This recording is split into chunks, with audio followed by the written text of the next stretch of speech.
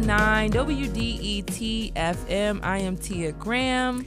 And I'm Robyn Vincent. Today on the program, in mid-July, Oakland County passed a resolution to alleviate college debt for residents.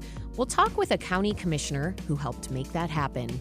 But first up, a new report highlights a significant educational gap for Latinos who live in Detroit. And right now, we'll find out a little bit more, although it is hotly debated. Time and time again, we see that having a college degree really matters. The more education someone has, the likelier they are to have more money and more stability later on. This is the finding of a recent Detroit Future City report. The local think tank found that 45% of the Latinos who live in Detroit don't have a high school degree. That fact has created a lot of difficulties for people in this group to get a good job and achieve stability in life. Some of the gaps created in educational outcomes are a consequence of the COVID-19 pandemic. But what else is going on to prevent people from achieving success in Detroit? And what can the country, county, state, and city do to unlock opportunities for more residents here? To discuss these things, we have Anika Goss here. She is the Chief Executive Officer of Detroit Future City. Anika, welcome to the Metro.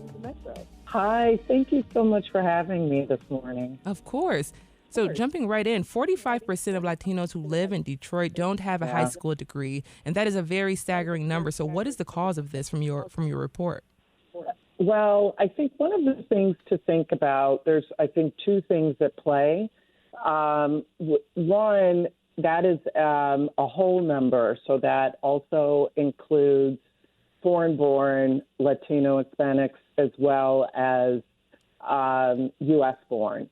So there could be, that number could also include young people with significant language barriers and significant income barriers and instability that contribute to not finishing high school. Regardless, it's problematic, right? And that was really the purpose of the report, is that we really wanted to pay attention to this issue because the Latino Hispanic community, in all its diversity, is not always represented or lifted up. It's sometimes not as we don't end up focusing on the challenges and how that community might or might not be fully participating in the overall economy. And a graduation rate that low should be problematic enough for all of us to care about and pay attention to, regardless of whether or not you are Latino or Hispanic yourself. Mm-hmm. And Nika, just building up on that, or building off of that, we know that many Black Detroiters struggle as well. Maybe it's access to the classroom. Maybe it's other issues that are being presented. But what unique issues that do Latino Hispanic students face that we are not privy to? Yeah. So, graduation rate, we've focused on graduation rates for Blacks and white students in Detroit, so much so that those numbers are actually significantly higher in Detroit. Mm-hmm. That, with the exception of COVID, pre-COVID, they were almost up to 80%. Post-COVID, we did see a pretty big drop, 5%, but we're still seeing it as much as 9% in the Latino community. Again, there might be things, we talk about in the report that if there aren't enough teachers that are bilingual or multilingual in the classroom, if there are teachers that are not sensitive to the multitude of issues that might be going on in a household and only focusing on, the group as a whole and testing for the group as a whole, those kids may not be graduating at the same rate. So the second thing... Yep, go ahead.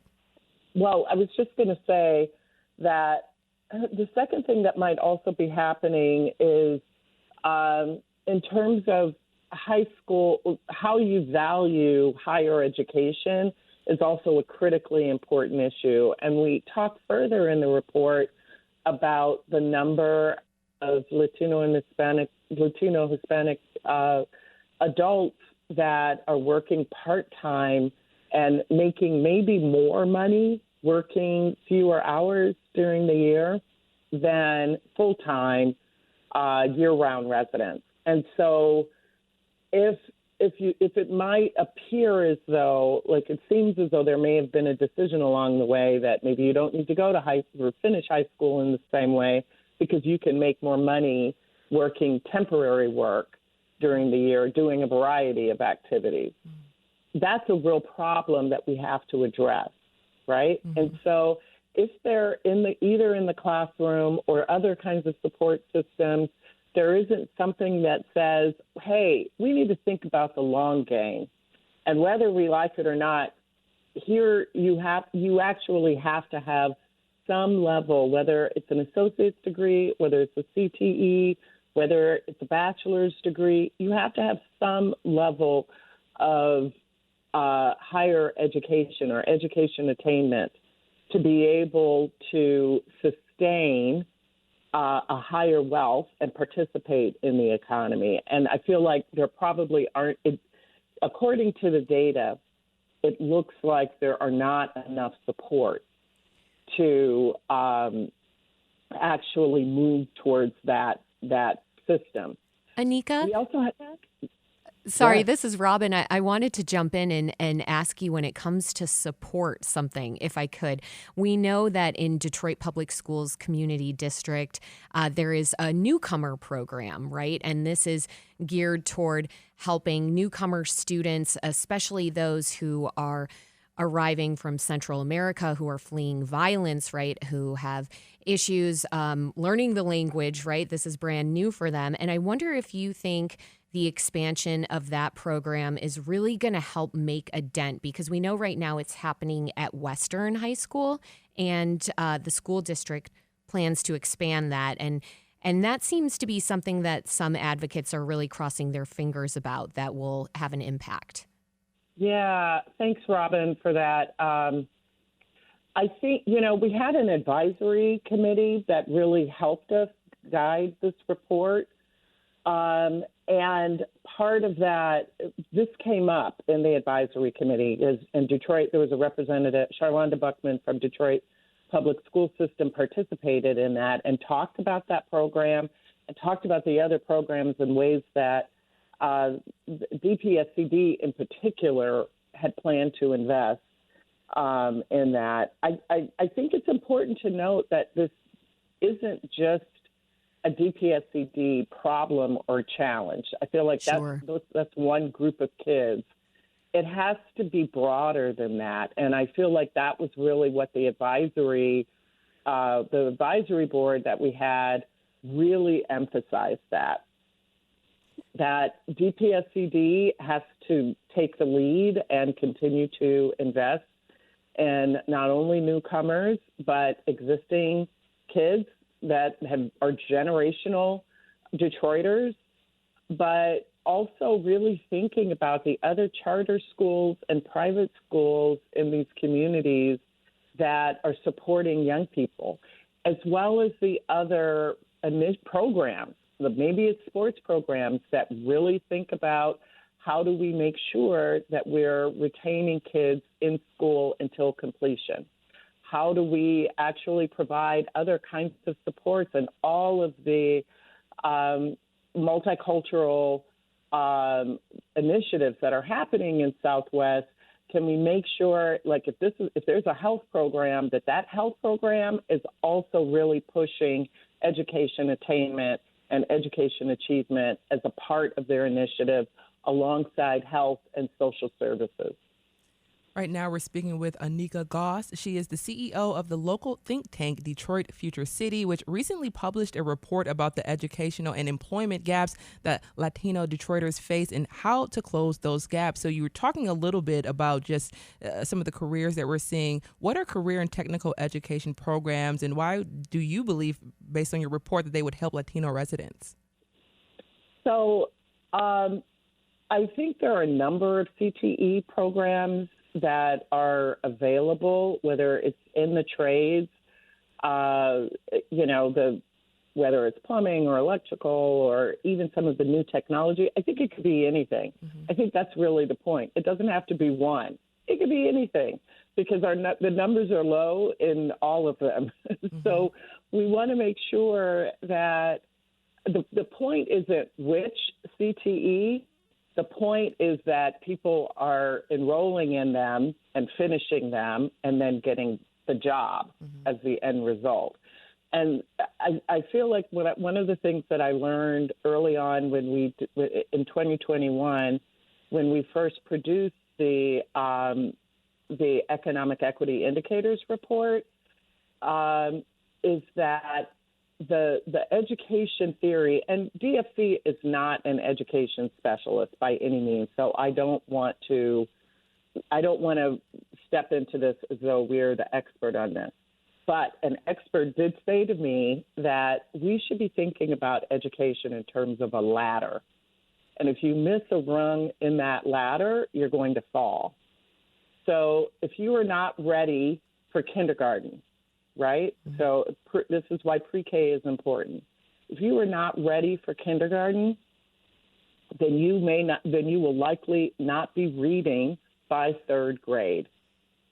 And you saw in the report, we talked about that third grade reading levels for Latino and Hispanic kids in Detroit are abysmal. They're at 10%. 10% of kids are reading as of 2022. So, Anika, I just want to jump in really quickly because you're talking about kids and you're talking about, some of the things that we're seeing. So oftentimes on the show here, we talk about so many different educational, maybe summer school activities, things that are happening throughout the city of Detroit. What are you seeing within the Latino community, especially in Detroit, of course, about getting to these places and getting to these spaces? Are they not being presented within within the Latino community in Detroit, or what's happening with those gaps there, and how are we finding ways to close them and getting the kids to the programs that are available? So we're not a social service agency, but I think it's really important to engage those programs. The purpose of this report is to be able to highlight where there are opportunities to close these gaps. And if all of the multitude of organizations are really organizing around closing the gaps, around third grade reading levels, around graduation rates, around permanent workforce, then I feel like we can actually gain some traction. Now, we did not do an analysis of all of the organizations that are Latino, Hispanic serving and bilingual organizations. That's not really the role that we play here in Detroit. But if they are really focused on the goal that they are trying to achieve, that should be the purpose. And that's really the role of Detroit Future City. Yeah. That was why we really wanted to bring this to everyone's attention. I love that. Anika, thank you so much for that. But my last question before we let you go, Robyn actually brought this up a little bit earlier. We talked about higher education.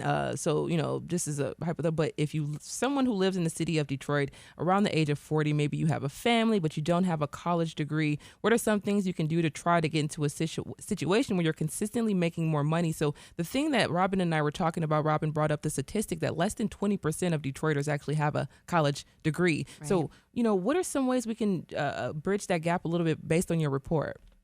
Yeah.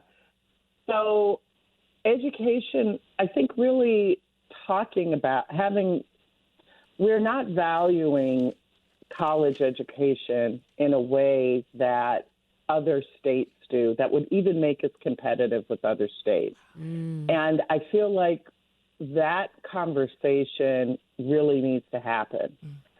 We consistently believe that there is only one way, my grandfather's way of prosperity is the only way, right? Yeah. He didn't have a college degree, but he created a middle-class life for my mother and his children here in Detroit by specifically working really hard as a janitor for DPS, for Detroit Public Schools. That is just not possible in today's market. It's just not. And so there is this long-standing debate that if plumbers can make $100,000 a year. I'm sure they can, right? I'm sure they can. If they're a part of a union and if they maybe even have their own business, if they have other plumbers that are working for them. If we are able to value education differently and be able to prepare our young people, all of our young people, no matter where you live or where your financial status is, if we are valuing higher education, it will make them nationally competitive for all kinds of jobs, including being a plumber, but more so how to actually be economically stable for them and their future generations. Anika Goss is the CEO of the local think tank, Detroit Future City. They recently published a report about educational and employment gaps for Latino Detroiters. Anika, thank you so much for joining us on the Metro and explaining to us the report and everything we need to know about what's happening right now with our Latino brothers and sisters in Detroit. Yes, thank you for having me.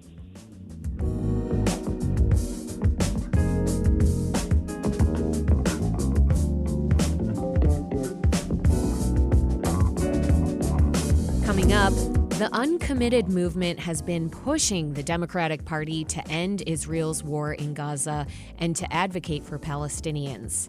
But how has that fight changed since Biden stepped down? We'll hear about that from Dearborn Mayor Abdullah Hammoud next.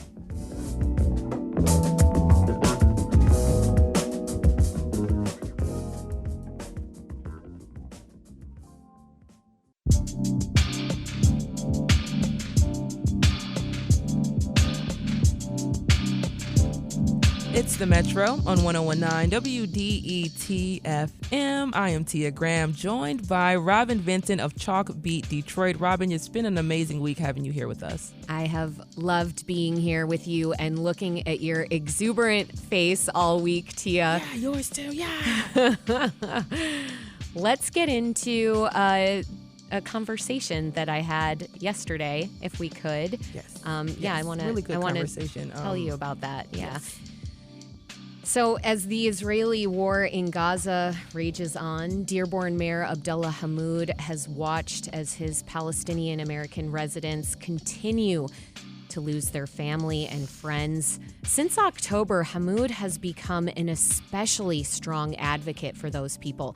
He frequently appears in the national media to elevate the voices of Palestinians, and his work to strengthen the uncommitted movement showed the Democrats that the Arab American vote is not guaranteed. In a conversation yesterday, he told me he never anticipated he would find himself in the position he's in today. I ran on the issues of ensuring that your garbage is picked up on time, that our parks are beautiful and clean and invested in, and here you are at the center of a global issue. Now the movement he's part of has its gaze on Democratic presidential hopeful Kamala Harris. And that is someone Hammoud has yet to say he's voting for, but he does have hope. I sat down with Mayor Hammoud in his office in Dearborn. We began by discussing what he wishes journalists would ask him during his many, many media appearances, but never do. Why is the issue of Gaza so important? I think people just simply assume you're Arab, you're Muslim, therefore you care. It's more personal than that. Many of us who live here in the city of Dearborn, many Arab Americans in this country, are here as a result of poor foreign policy decision making. The migrations that happened, the migration patterns when you had Iraqi migrants coming over to America, Yemeni migrants coming over, Palestinians, Syrians, so on and so forth, a lot of it was a direct result of the civil strife or war that ensued because of poor foreign policy decision making that happened within this country. And so when I talk to my residents, I'm talking to survivors of occupation. I'm talking to survivors of apartheid. I'm talking to people who have lost dozens of family members and loved ones in war and conflicts across the entirety of the Arab diaspora. And so for us, it's extremely personal because we still bear the scars, whether they're emotional or physical, of having lived under those conditions. And I think the other question I wish people would ask is, they assume we are only foreign policy centered as it pertains to our decision making. We care about Gaza and we care about universal health care. We care about what's happening in Iraq, and we care about ensuring we have a green new future for our children and grandchildren. We care about what's happening in Lebanon and Syria, as well as we care about centering workers and unions' rights here in America, because many of our fathers and our mothers work within the unions. And so we are not a one policy focused community. Rather, though, our values and our priorities do not change from domestic issues to foreign issues, as you happen to see, I think, across the Democratic Party. We center humanity, we center empathy, we center decency on everything we care about, regardless of the border, the geographic border in which the issue touches. And I think that's something that's often lost on people. What does Kamala Harris need to do right now? Not just to garner the Arab American vote, but to show that she has some kind of cultural fluency when it comes to the Middle East and the dynamics there.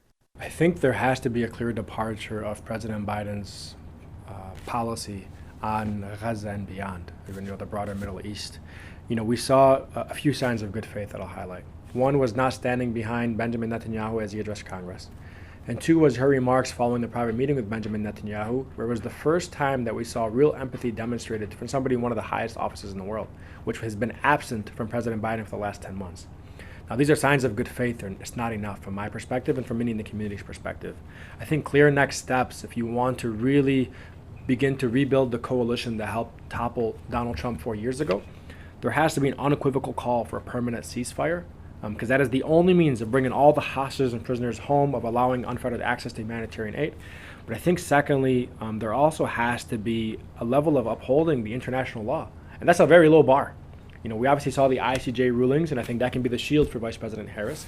But upholding Laley's law, enacting a level of arms embargo, an offensive arms embargo on the Israeli government, who has demonstrated that they have no problem killing thousands of innocent men, women, and children. And lastly, I'd say is there has to be a concrete timeline about how we actually get to a just Palestinian state, because a return to the status quo is not only unacceptable, it's no longer possible.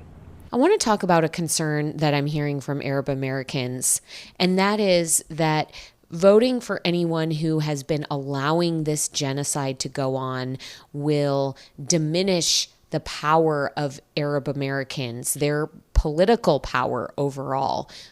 What do you think about that? The reality is the chink in Biden's armor, the first chink was his stance on Gaza. For the last 10 months, it's been a battleground of a campaign because his inability to coalesce the coalition that put him across the finish line in the first place, because of the course he's taking in Gaza, regardless of the transformative policy that he was able to usher domestically. And so, obviously, post the debate, you began to see Democratic leaders and more elected officials call for him to step aside.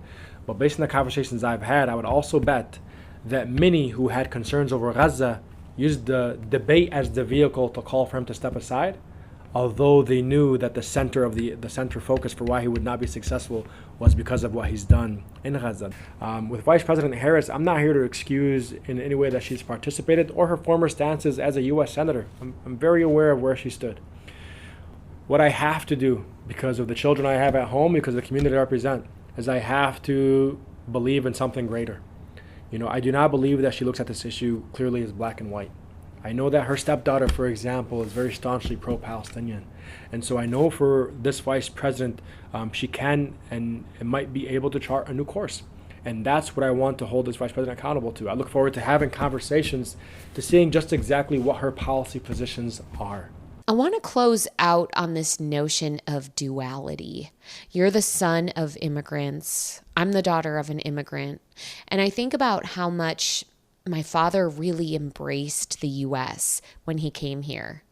And then he saw his new country that he loved so much bombing his old country. And that was Iraq. I wonder what it's been like for you to walk that line where you know that there are so many wonderful things about this country that I'm sure you're grateful for. And yet you also have to hold this space and this trauma for colonization, for being Arab American, and understanding that this country has played a deep and lasting role in destabilizing so much of the Middle East. including the country where your parents are from, which is Lebanon. I'll never forget the day after 9/11, walking home from school, and I was an 11-year-old boy. A man pulled a gun out from the second floor of his house, pointed at us walking home, and said, "Keep walking before I decide to shoot you Muslim kids." And this was on the cusp of us as Americans trying to grapple with the tragedy that just unfolded, the country in which we love and that we reside in. Yet you never had that moment to do so normally, I'd say, because you are now also in a defensive posture that you are being targeted, you are being discriminated against because of the direction in which you prayed in the country of your origin. I firmly believe that a name like Abdullah Hammoud is as American as any other. And we're trying to demonstrate that as you have Arab Americans and Muslim Americans in every fabric of American society. I love this country. I think Dearborn is the greatest city and the greatest country in the world. I also fear for my family back in Lebanon, who has been displaced multiple times now with bombing. My mother-in-law just returned from the Nabatiyah, tending to her mother, who's in hospice in the Nabatiyah. And while she was there, that village was bombed twice over a period of 1 month by Israeli fighter jets. And so this is the reality that we have to reckon with. I think what's true for this community is the values that we hold, the things that we want for our fellow Americans, we also want for the family and friends that were left behind when our parents immigrated here. That was Dearborn Mayor Abdullah Hammoud discussing the fight for Palestinian liberation and what Democrats must do to gain the support of Arab American voters as the Israeli war in Gaza continues. You can hear the full conversation at WDET.org. And Robyn, I just wanted to come out of that beautiful conversation. I just learned so much. It brought so much compassion and empathy to the show today. And the one thing that stood out to me, that last question, phenomenal question, and the answer there when he talked about the gun being pointed at him. And once again, that's when you're no longer a kid. That's when reality sets in and you have to be an adult and think about yourself and your safety now in a way that you never had to before. So to hear that and to have that understanding is just like phenomenal. Thank you so much for bringing that to the show. Well, that is a really astute observation, though, Tia, for you to make, right? Because it does end your childhood there. It does change your worldview. It does show you a different side of reality. Yeah, unfortunately, yes, it does. Yeah. Coming up, though, the Belle Isle Art Fair. It is happening this weekend. We'll talk with the organizer of that event.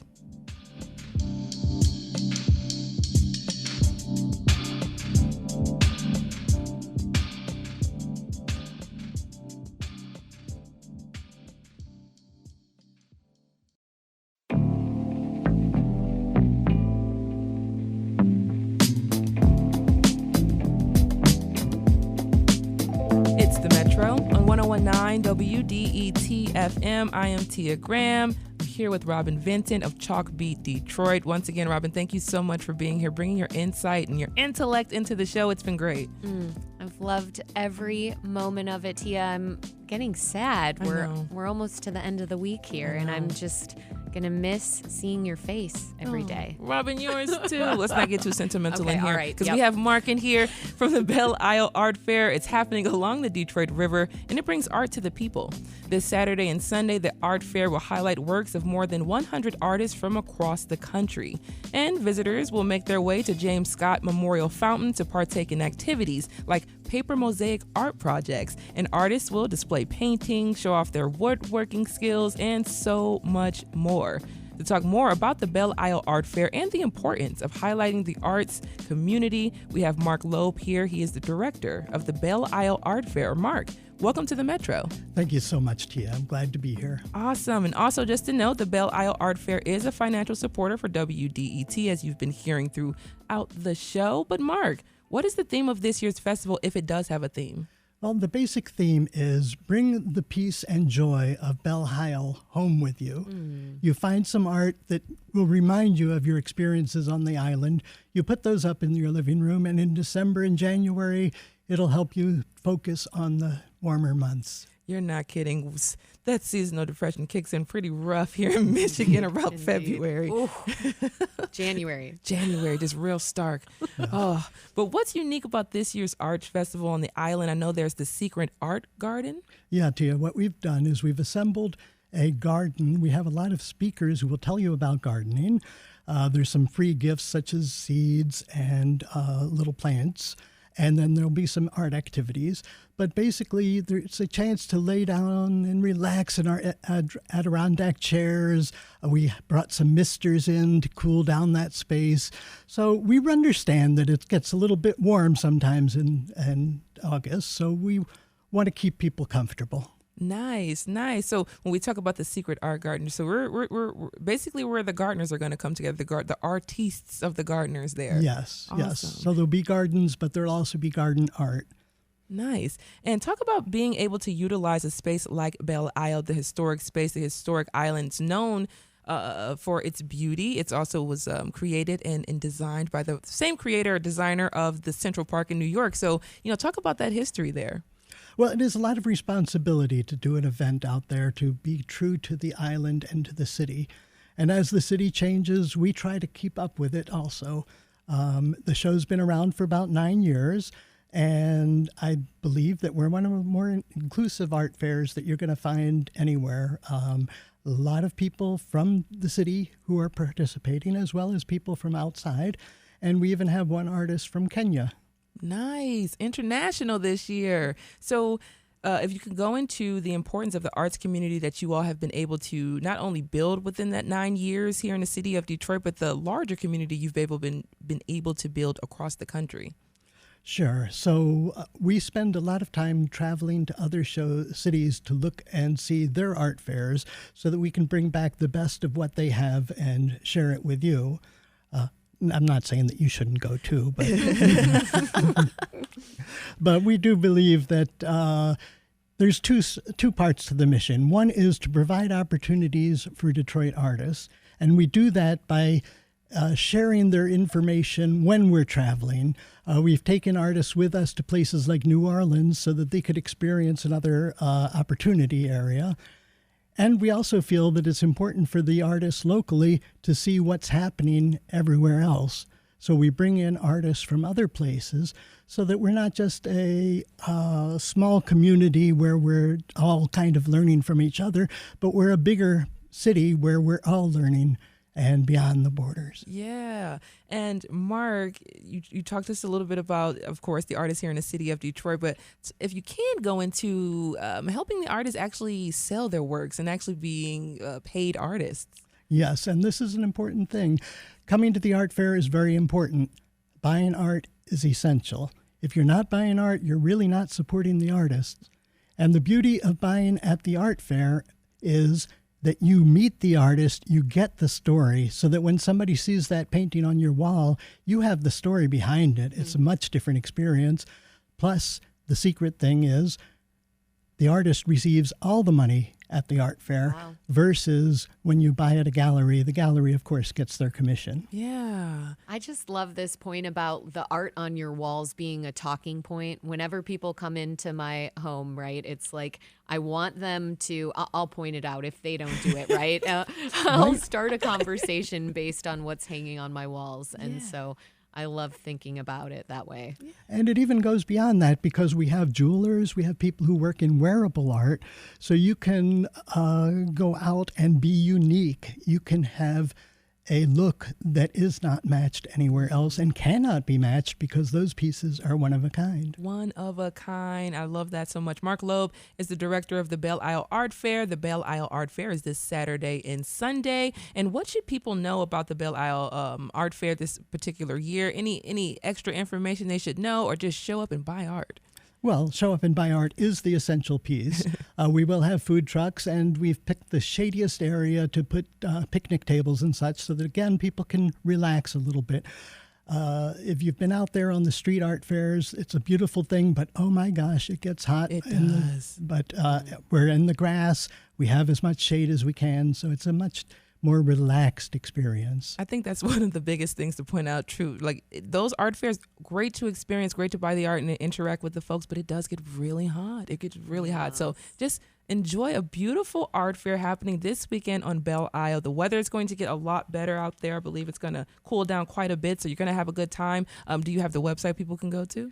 BelleIsleArtFair.com. Perfect. Mark Loeb is the director of the Belle Isle Art Fair. The Belle Isle Art Fair is this weekend. It's happening Saturday and Sunday. And if you want more information, you just heard from Mark, head to BelleIsleArtFair.com. Mark, thank you so much for joining us on the Metro. Oh, I appreciate you, Tia and Robyn.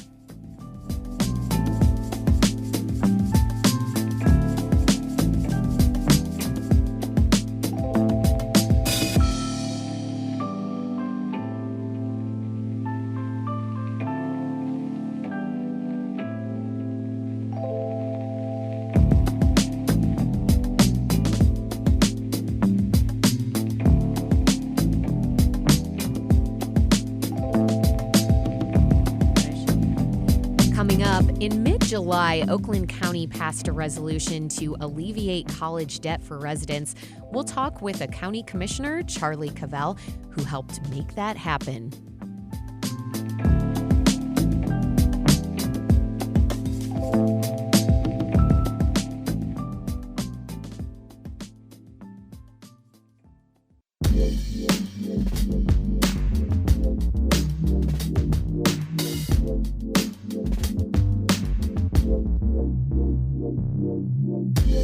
It's the Metro on 101.9 WDET FM. I'm Tia Graham. And I'm Robyn Vincent. And Robyn, we were talking a little bit with Anika Goss earlier about college and the cost. We didn't get to the cost of it, but we got to I know. Can I just say that my parents told me about the cost of college for them in comparison to, they were like, oh, it was a couple $100. That's how much debt I got into. Excuse me? Yeah. Yeah. Yeah. Yeah. I don't even want to talk about where I am right now. It is debilitating, right? And the thing is, it takes money to make money, right? So that's why accessing loans is a really important thing. They can help people buy big ticket items like homes or a college education. But loans can easily turn ugly, especially when they become debt that is seemingly bottomless and inescapable. And so, yes, that is where we bring in college debt, right? The price tag for a college degree, it's risen astronomically. It is no longer a couple $100 as it was in, yes, the glory days of the 1970s, right? So it has become something that is quite crippling, and it's caused some to put off important investments in other things, right? It makes buying a home out of reach, or you can't even think about having kids. Yesterday, it was announced that the Biden administration plans to notify 25 million student loan borrowers of new debt relief options. And closer to home, one government agency has a new opportunity for residents to relieve college debt. Oakland County recently passed a resolution to partner with Savi to cancel a portion of student debt for 172,000 residents. That's a lot. To talk about that program now, how it works, and why it's important, we have Charlie Cavell here. Charlie is a county commissioner for Oakland County residents in Berkeley, Ferndale, Huntington Woods, Pleasant Ridge, Birmingham, and Royal Oak. Commissioner Cavell, thanks for joining us on the Metro. Hi, Robyn. Hi, Tia. Thank you for inviting me. Just call me Charlie. Charlie. Okay. Charlie, when you talk with residents, what do they say about college debt beyond, the griping that you just heard from Tia and I? How does college debt prevent people from making certain investments? Oh, man, it is tremendous. It's a thing that, like you said in your intro, over 170,000 Oakland County residents. So we estimate about 15% of Oakland County residents have debt, and I just want to make sure it's clear. That's not just millennials who are 28 or 35. It's also a lot of people with Parent Plus loans who have 20 to 40-year-old children. But one funny example is I was just getting my haircut actually yesterday, and I asked my barber, Rachel, I said, hey, do you have student loans? And she was talking to me about how, when she was 18, she had to make a life choice of whether she was going to go into the workforce or school. And She started in art school, then she wanted to do computer science, and she finally ended up doing barber school. And so she's got $20,000 in student loan debt. She's got 2 kids, and she's in her 40s. And, this is a terrible burden for so many people, like you all were lifting up. It impacts whether or not we can pay for housing, whether or not we can afford children, like you said, pay for childcare, pay for our own kids' college in the future. It's a huge, terrible, grinding burden on lots of people. That's right. That's right. It feels like you are in shackles. And Charlie, I'm imagining that you are taking a lot of opportunities, whether you're at the barber shop or the grocery store, to just talk to residents and hear how massive this problem really is. I wonder more about this partnership that Oakland County has started with Savi. What is Savi, and how are they helping to erase student debt? Yeah. So Savi is a very cool company. They're a public benefits corporation. They started in 2017. They were created by a bunch of Obama administration Department of Education staffers who thought they were going to have a job in Hillary Clinton's administration eliminating student loans in 2017. But then they found themselves jobless. So they wanted to continue their mission of forgiving student loans, but albeit doing it outside the government sphere. So they started this thing called Savi. And since then, they've helped eliminate or forgive over $2 billion in student loans with companies that will pay a membership fee, or local governments that will pay a membership fee for their employees. But Oakland County has just become the first entity in America, other than the federal government, to forgive student loans for people that aren't your employee or you're just a resident. So that's the benefit of living here. We're the first to do that in America, other than, of course, the federal government. That's quite an incredible feat, Charlie. Congratulations on that. I mean, okay, now the question is, what do people need to know to get their student debt erased? How does this work? First and foremost, to what you were saying before, talking to people in the grocery store, the barber shop, knocking on doors in the community. What I've been realizing is a lot of people are burned out and skeptical of the student loan industry. They, like you said, will have plenty of things to say about their student loan servicers, or how it seems like the payments aren't going down, or the documents you have to file are complicated, or it's hard to be accepted. Yeah. So one, I totally accept and understand and hear the skepticism, but please, if you're an Oakland County resident, do not buy into it with this. This is what we've liked to kind of coin this is it's like a TurboTax for student loans. So launching in September, there is a website that'll be specific for Oakland County residents to be able to put in first your name and your zip code, and then second, your debt to income ratio, because this is the other thing I want to make sure people know. Our computer program will be extremely simple. Again, TurboTax for student loan forgiveness. Of the 172,000 people that qualify for student loans, first of all, each and every one of you that are listening and more need to sign up because you more than likely qualify. We can expect that ideally everyone signs up and qualifies, but what we're looking for in Oakland County is to be able to forgive $200 million in student loans. So that means each and every one of you need to sign up. It's super simple. And that the second thing I want to say is there are over 150 student loan forgiveness programs. So people might know about the public student loan forgiveness program for if you work in government or public service or you're a teacher, you qualify for that. You might know about the Repay or the Save program, but there are 150 other programs that you've probably never heard of. And the whole point of this Savi company is this analog system of applying for student loan forgiveness with the Department of Education. They have digitized it. And they normally ask for a fee for you to be able to access their computer program, but we basically just covered it at an extreme discount for everyone in Oakland County. So it's a free program to anyone in Oakland County. It's a super simple program to apply for online, and there's way more programs than you even know exist. So you very much likely qualify for student loan forgiveness. So please, suspend your disbelief that there might actually be a government paperwork scheme that's here to help you, because this is one of those.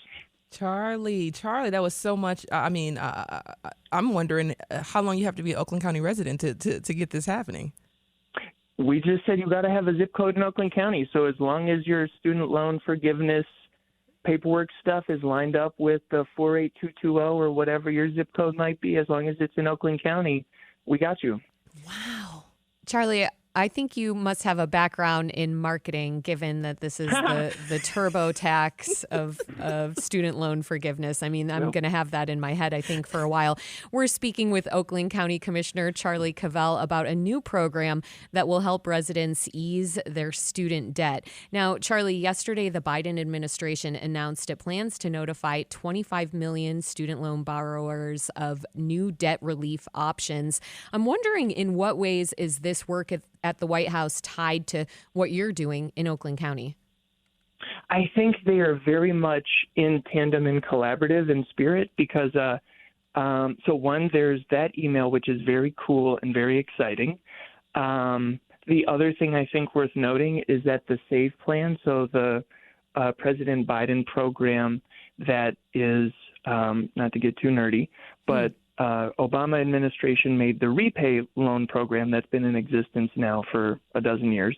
The Biden administration, after their student loan forgiveness plan number 1 was rejected by the Supreme Court, they made the SAVE plan. That has now gone through federal court, and I think it's on pause, or people are in forbearance, meaning everything is paused for the moment while the federal courts decide whether the SAVE plan is legal or allowable or not. So, fingers crossed on the Supreme Court, but yikes, But saying that to say that what actually the collaboration here, the benefit of this, for example, Savi program, is that while people are waiting on the SAVE program, which is a huge, awesome income-based repayment program, so this is where a lot of people get their forgiveness, is if your debt-to-income ratio is fairly small and rather nominal, there's like 37 student loan repayment programs you qualify for. So this is the big thing that a lot of people don't know. You could be making $100,000, but if you own a house and have a kid, your student loan payment might be $30 a month, and then after 10 or 15 years, the rest of it's forgiven. So there are all these awesome programs that people have to fill out. So, for example, right now, talking about the Biden administration, while the Supreme Court's figuring out the SAVE program, people can still apply to be part of the SAVE program. And then, depending on what the courts say or what the adjustment has to be after the courts, you then will qualify. But the way you can apply now is exclusively by mailing in the paper documents to the Department of Education at their Washington, D.C. address. So what Savi is doing and helping Oakland County prepare for when we launch this program in September is making it so that you fill out these forms online because, again, it's like the TurboTax for student loans. You fill out one form with Savi. They draw the information that you need for the SAVE plan, and then they work with a mail house to frickin' print out and mail with a stamp your application to the SAVE program so that when it's rebooted or renegotiated or relaunched, you're already in there. Okay, Charlie, so I have to halt the puppy dogs and rainbows for 1 minute to throw some salt in your game here. So some people argue that spending money on student debt relief, it doesn't address inequity, that it's mostly helping college grads who are already making decent incomes, and that tax dollars should be spent on paying for community college programs and expanding access to four-year universities. So what do you make of that perspective? Yeah, I think there's a couple things. First, I think it's... we only have about 30 seconds. Oh, okay. So first, it's disingenuous to say that America and our political leaders cannot do two things at once, and we can't do great things, because I think we can, and we should be doing both and instead of either or. Second, I think the other thing to note is that a huge amount of student loans and student loan issues are held by people that are first-generation college students or Black and brown people, because the whole point of the paperwork chaos and morass is that it's harder to do if you're new to college or if people in your family can't help you fill out the forms. So being able to apply for these programs and work on this benefits new college people and lower-income people first and foremost. Oakland County Commissioner Charlie Cavell, thank you for joining the Metro. Yeah, thanks for having me. This is WDET-FM, Detroit Public Radio, your connection to news, music, and conversation. Robyn and I will return tomorrow.